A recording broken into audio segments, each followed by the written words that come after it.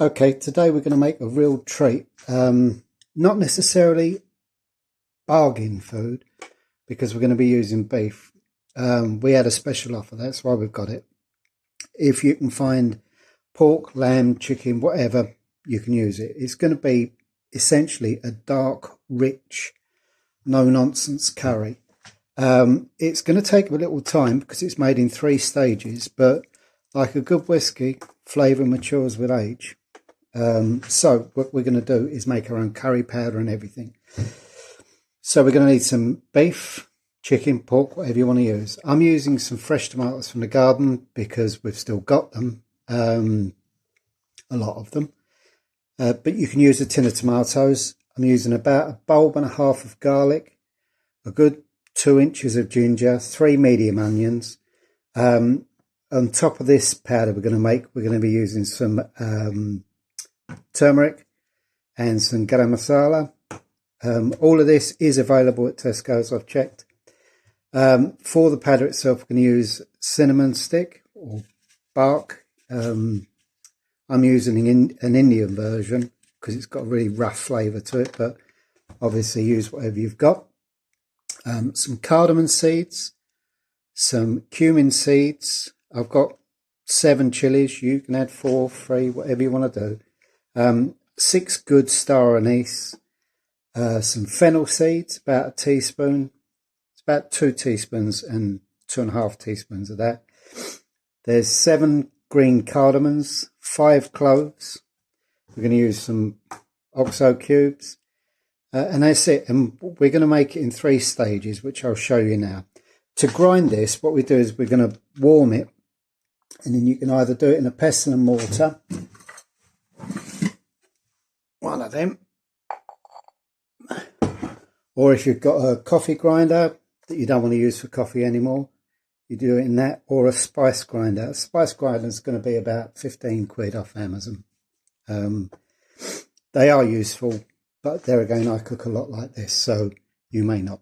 So let's get on with it. Okay, to loosen up the spices, we're going to warm them in a pan. This allows the oils in the spices to come to the surface so that when we grind them, we get a better flavour. Everything about a curry is about slow and steady to release all the flavours. So all the dry whole spices are going into this pan. I forgot to mention we're also going to use a good maybe 20 dried curry leaves and a couple of bay leaf. So we're going to warm these through just so we can smell the aromats coming out, and then we're going to grind that into a powder and add those at the same time so they go to a powder as well. There we go. That will take a few minutes. So I've got the powder made now.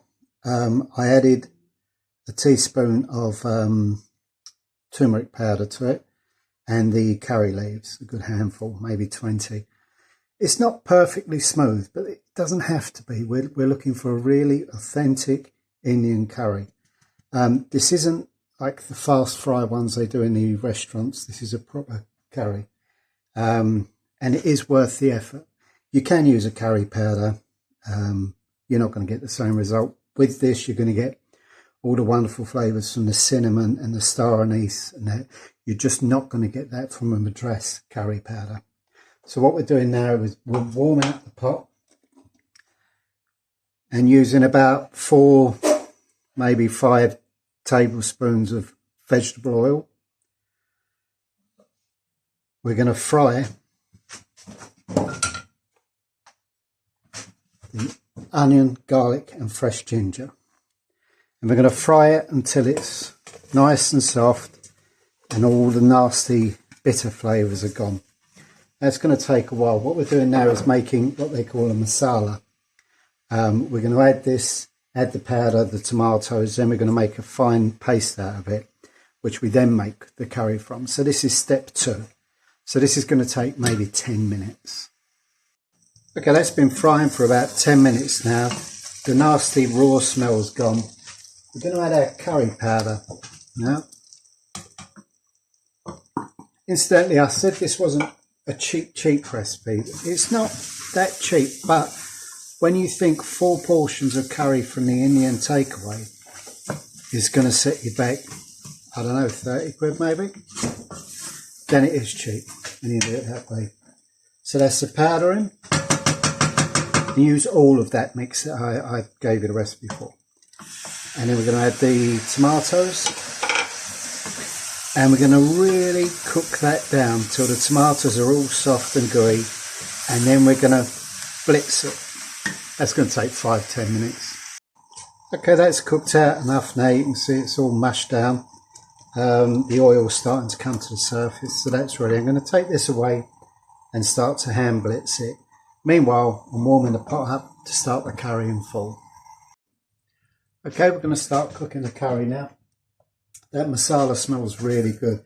If you use tinned tomatoes and not fresh, it's going to take a little bit longer to just get it to that stage. So we're going to put in around about 3 or 4 tablespoons of vegetable oil.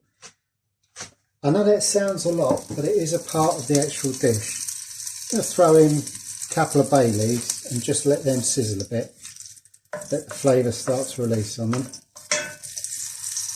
And then we're going to add our beef.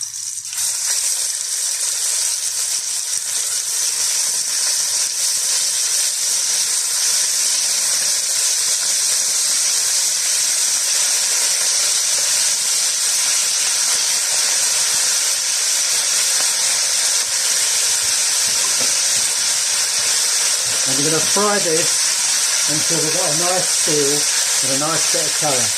The more colour, the more flavour. So that's going to take, I don't know, 10 minutes. Don't move it too soon when you put it in the pot or it will start to boil. Okay, you can see now that we've got a nice bit of colour to the beef. Really, it's so important to get colour. Without that colour, you're not going to get that rich, dark, beefy flavour. So we've got it to that, and we're going to add our masala to it now. Now this step mustn't be rushed. You've got to really boil this down. I'll show you in a second. Just going to rinse the pan out with a little water.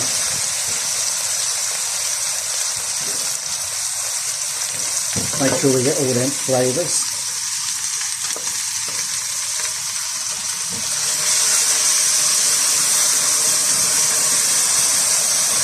Now what we're going to do is really cook this down until all the oil comes to the surface and it looks like it's dry and burning. Well, not burning, but really dry. So it's going to spit and it's going to be a bit messy. If you've got one of these, it will save your kitchen from getting too messed up. That's going to take about 5 minutes. Keep stirring it all the way. Excuse the noise, that was our fire alarms going off. It happens a lot when I cook, but to get good flavour, you need to cook with high temperatures. That's the simple truth of it. Anyway, we'll continue cooking this now. Okay, the oil now is coming up to the edges. You can see it bubbling at the edges. The more you cook this down here, the deeper the flavour will get. It really brings the spices out. So I'm going to add some oxo cubes. You use whatever you want. I like the flavour of oxo. You use 5. Because we're not after subtle here, we're after a big flavour.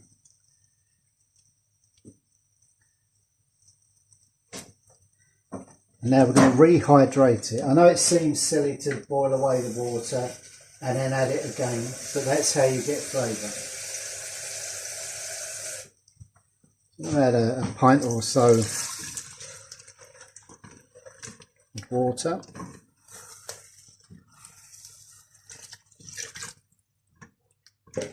You can see the curry starts to form its colour now. As that cooks out, that'll get deeper and richer. Add some more water because we're going to cook it now for a couple of hours to get the flavour, the beef nice and tender. There we go. It's good to splash the curry up your shirt as well. My wife loves that. Trying to get them clean. Also, now we're going to add the garam masala, which we didn't put in the curry powder because you don't want to burn the spice. So we're going to add maybe 2 teaspoons of it. It's quite strong stuff, and it does add some chilli. Talking of chilli, if you want to have a really hot curry, put more chilies in. It's as simple as that. There we go. I'm going to add a couple of pinches of salt.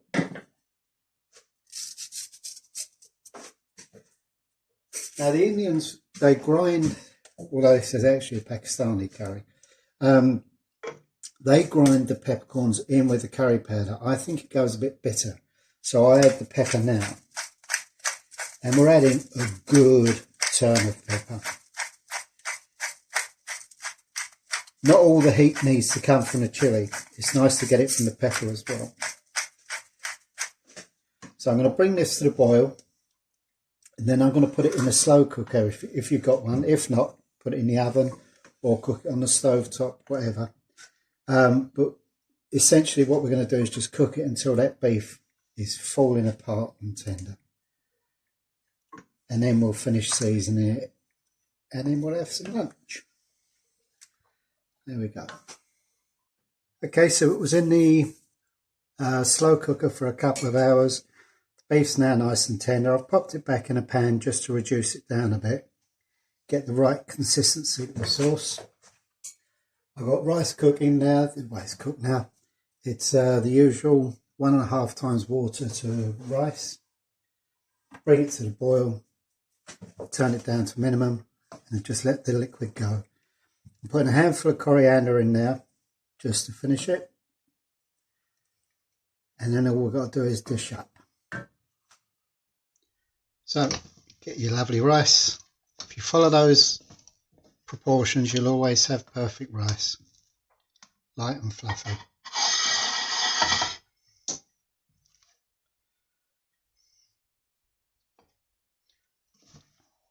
I will do a pilau rice recipe, but I'll do it on a separate video. Otherwise this will be too long.